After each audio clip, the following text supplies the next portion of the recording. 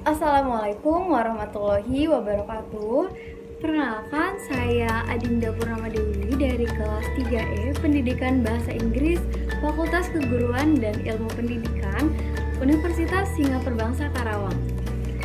Saya di sini akan menjelaskan tentang pembuatan media video. Tapi sebelum ke penjelasannya, izinkan saya untuk menjelaskan terlebih dahulu tentang media video ini. Media video adalah media untuk mentransfer pengetahuan dan dapat digunakan sebagai bagian dari proses belajar. Lebih interaktif dan lebih spesifik dari sebuah buku.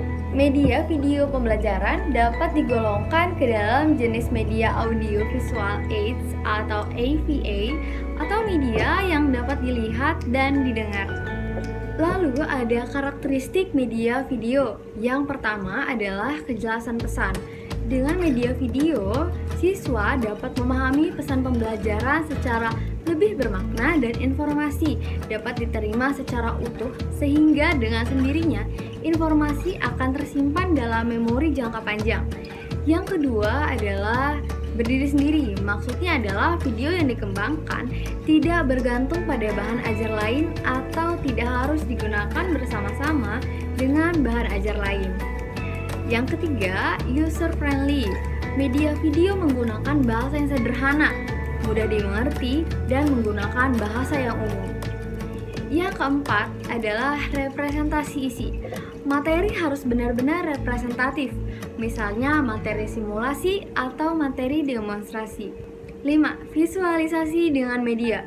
Materi dikemas secara multimedia, terdapat di dalamnya teks, animasi, sound, dan video sesuai tuntutan materi. Yang keenam, menggunakan kualitas resolusi yang tinggi. Tampilan berupa grafis media video dibuat dengan teknologi rekayasa digital dengan resolusi tinggi. Yang ketujuh dan yang terakhir, dapat digunakan secara klasikal atau individual. Video pembelajaran dapat digunakan oleh para siswa secara individual, tidak hanya dalam setting sekolah, tapi juga di rumah. Dapat juga digunakan secara klasikal dengan jumlah siswa maksimal 50 orang, bisa dapat dipandu oleh guru atau cukup mendengarkan uraian narasi dari narator yang tersedia dalam program. Lalu ada mekanisme produksi video pembelajaran. Video itu utamanya adalah gambar hidup, proses perekamannya, dan penayangannya yang tentunya melibatkan teknologi. Adapun tahapannya terbagi dalam 3 kategori besar, yaitu praproduksi, proses produksi, dan pasca produksi. Langkah pertama adalah praproduksi atau sebelum pembuatan. Ya, dalam langkah ini pun dibagi beberapa tahapan. Yang pertama adalah telaah kurikulum. Dalam mengembangkan media untuk menunjang pembelajaran, semestinya mengacu pada kurikulum. Kurikulum dijadikan sebagai acuan utama dalam menentukan kompetensi yang akan dibuat untuk diajarkan kepada siswa melalui media video tutorial, sehingga pembelajaran yang dibuat sesuai dengan tujuan dan tepat sasaran. Lalu, yang kedua, pemilihan materi atau informasi yang akan disajikan. Seorang pembuat video pembelajaran harus tahu dan mengerti materi yang akan disajikan, sehingga ketika ada pertanyaan terhadap materi, maka harus bisa mempertanggungjawabkannya dan harus memberikan batasan terhadap materi atau informasi yang akan disajikan. Yang ketiga, menganalisa target atau sasaran dari video tutorial yang dibuat. Video pembelajaran yang dibuat nantinya akan ditampilkan atau dipresentasikan kepada halayak ramai.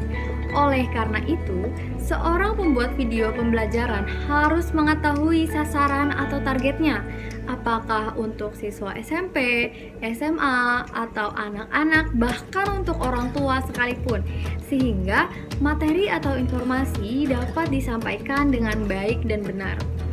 Yang keempat, menganalisa dan mempersiapkan perlengkapan yang dibutuhkan.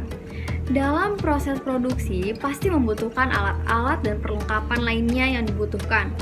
Seorang pembuat video pembelajaran harus mengerti perlengkapan yang digunakan dalam proses pembuatannya, seperti laptop atau komputer, kamera, kertas, pensil atau pulpen, mungkin papan tulis, spidol, penghapus, dan aplikasi untuk mengedit video tersebut. Yang kelima, mencari dan mengumpulkan referensi terkait. Sebelum memulai pembuatan, sebaiknya mencari sebanyak-banyaknya referensi, baik dari materi maupun contoh interaktif. Dengan adanya referensi ini, seorang pembuat video pembelajaran dapat mengolah kreativitasnya dengan memperhatikan dan melihat referensi yang didapat. Dan yang terakhir, membuat jadwal atau schedule produksi. Hal yang penting adalah ketepatan waktu dalam proses produksi karena berkaitan dengan klien atau audiens. Langkah kedua yaitu proses produksi.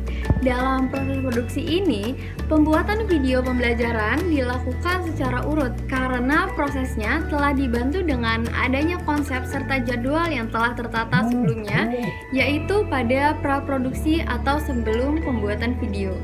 Lalu langkah terakhir yaitu pasca produksi. Tahapan terakhir dalam pembuatan video pembelajaran adalah pasca produksi, yaitu tahapan di mana media video pembelajaran ini siap untuk dipublikasikan.